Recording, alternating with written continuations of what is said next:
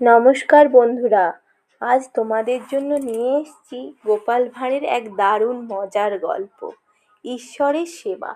চলো তাহলে দেরি না করে শুরু করা যাক। একদিন এক বৈরাগী গ্রামে গ্রামে ঘুরে বেড়াচ্ছিল। তার হাতে ছিল একটি ভিক্ষার পাত্র, আর মুখে একটা কথাই ছিল, ঈশ্বরের সেবার জন্য কিছু দান করুন। এইভাবে ঘুরতে ঘুরতে সে এসে পৌঁছালো গোপাল ভাঁড়ের বাড়ির সামনে। গোপাল তখন আরাম করে শুয়ে বসেছিলেন। বৈরাগী ভদ্রভাবে বলল, মহারাজ, ঈশ্বরের সেবার জন্য কিছু চাঁদা দেবেন। বৈরাগী কিন্তু গোপালকে চিনত না। গোপাল কিছু না মনে করে শান্তভাবে একটি টাকা বের করে বৈরাগীর হাতে দিল। বৈরাগী খুশি হয়ে গেল। টাকাটা পেয়ে সে হাসতে হাসতে সামনের দিকে এগিয়ে যেতে লাগলো, আর মনে মনে ভাবছে, আজ ভালোই দান পাওয়া গেল। হঠাৎ পেছন থেকে গোপাল ডাকলেন, ও বৈরাগী, বৈরাগী, একটু শোনো তো। বৈরাগী মনে মনে ভাবলো, হয়তো আরও কিছু টাকা দেবে। খুশি মনে সে ফিরে এলো। গোপাল তাকে জিজ্ঞেস করলেন, তোমার বয়স কত? বৈরাগী বলল, 18 বছর। গোপাল মুচকি হেসে বললেন, আমার 55।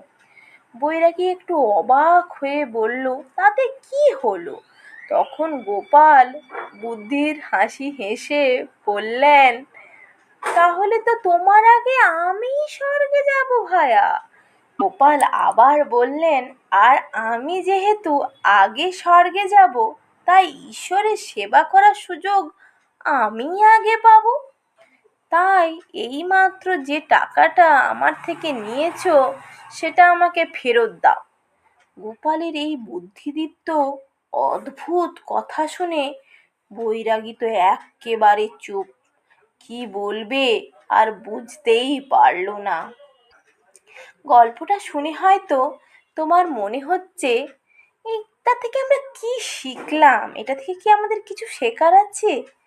হ্যাঁ বন্ধুরা, এই গল্পটা আমাদের শেখায়, শুধু সরলতা থাকলে হয় না, জীবনে বুদ্ধি আর যুক্তি থাকাটাও খুব দরকার। কারণ সব সময় সবাই সত্যি কথা বলে না। তাই আমাদের উচিত প্রতিটা পরিস্থিতিতে ভেবে বুঝে সিদ্ধান্ত নেওয়া।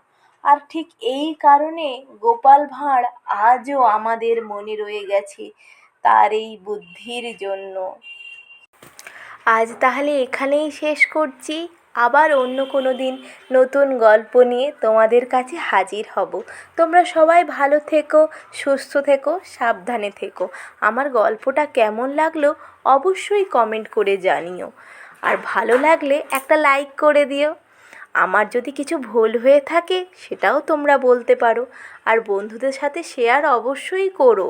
আর যদি এখনও সাবস্ক্রাইব করে না থাকো, তাহলে এক্ষুনি বেল আইকনটা বাজিয়ে সাবস্ক্রাইব করে নাও। এরকমই আরও নতুন নতুন গল্প পাওয়ার জন্য অনেক অনেক ধন্যবাদ।